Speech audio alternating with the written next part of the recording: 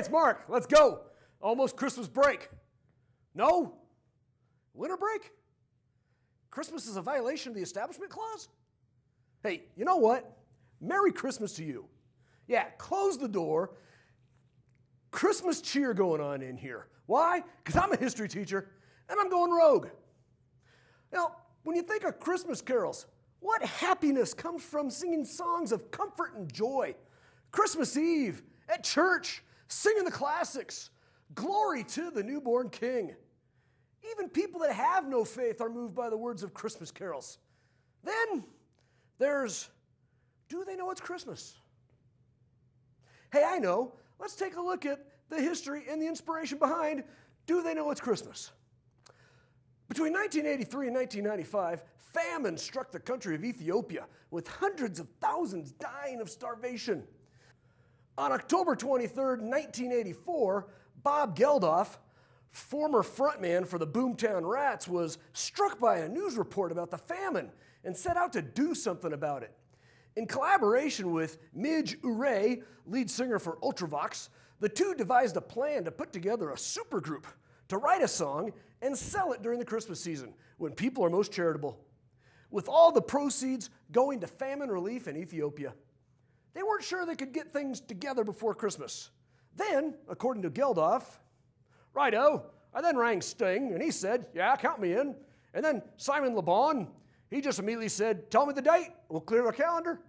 The same day, I was passing this antique shop, and who's standing there but Gary Kemp, just about to go off on tour to Japan. He said he was mad for it, as well, and wait 10 days until Spandau Ballet got back into the country. Suddenly, it hit me. I thought, we've got the real top boys here. All the big names in pop are suddenly ready and willing to do this. I knew that we were off, and I just decided to go for all the rest. Why does Bob Geldof sound Australian? Not sure. At first, the duo thought to do a traditional Christmas song, then realized that the royalty payments would take away from the monies intended for the starving. Ure then put together something that sounded like Christmas and delivered it to Geldof. Geldof wasn't totally impressed, so the two got together and created the final product. Geldof had previously written a song called It's My World for the Boomtown Rats. He then changed the words in a couple places, including the ending to Feed the World. Ure was impressed with Geldof's lyrics. The only change was, there won't be snow in Africa this Christmas time, from Geldof's There Won't Be Snow in Ethiopia. Ure gave the tune a Christmassy sound, and it was ready for the choir. The Super Choir met on November 25th at Sarm West Studios in London and recorded Do They Know It's Christmas in one marathon 24-hour session. Nearly 40 artists, many of the biggest acts of the early 80s like Duran Duran, Culture Club, Wham, and U2 reminded us that there's a world outside your window. It's a world of dread and fear. Then U2's Bono hit the heartstrings hardest, saying, tonight, thank God it's them instead of you. All right. Awesome tune. Good cause. But let's go rogue. About Africa.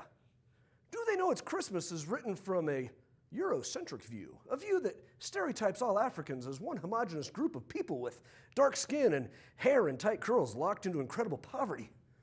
It doesn't consider that Africa is the world's second largest continent, covering 20% of the world's land area and with a population of 1.3 billion people. North Africa is composed of people that are more Arabic than what we think of as being African. Ethiopia sits in a crossover zone between the Arab North and the Black African South. To lump all of Africa together as one region is taking a way too simplistic view. Geldof's original line, there won't be snow in Ethiopia this Christmas time, was a better interpretation. When the first verse says that there won't be snow in Africa this Christmas time, the truth is that ice and snow can be found year-round on the upper reaches of Mount Kilimanjaro. There are massive glaciers, ice fields, and towering walls of ice that blaze in the equatorial sun. Ethiopia itself is located in the African highlands, with Ras Dashan towering 13,000 feet above the surrounding area, with snow accumulated on its upper slopes. There's another issue in the title of the song. Do they know it's Christmas? Most of North Africa is Muslim. So they could care less whether it was Christmas or not. In fact, only about 40% of Africa is Christian. So for 60% of Africans, asking them, do they know it's Christmas, will result in just blank stares. Ethiopia specifically, in the 80s, was under the government of the Derg, a Marxist government whose official religious system was atheist. Do they know it's Christmas? Doubt it. The Derg, a repressive, Soviet-supported Marxist government of Ethiopia, ruled during the time of the famine. In 1975, the Derg announced a program of land reform, according to its slogan of land to the tiller. It nationalized all rural land and put peasants in charge of enforcing the whole scheme. Mismanagement, corruption, general hostility to the Deng's violent rule, coupled with constant warfare by separatist guerrillas, led to a drastic decline in productivity of food and cash crops. In 1978, the Derg government announced the National Revolutionary Development Campaign to mobilize human and material resources to transform the economy and expand agricultural output. They expected a 6.5% growth in GDP and a 3.6% rise in per capita income. Instead, per capita income declined almost 1% over this period. Famine scholar Alex de Waal observed that while the famine that struck the country in the mid-1980s is usually ascribed to drought, closer investigation shows that widespread drought occurred only some months after the famine was already underway. Hundreds of thousands fled Ethiopia's economic misery, conscription, and political repression, and went to live in neighboring countries all over the Western world.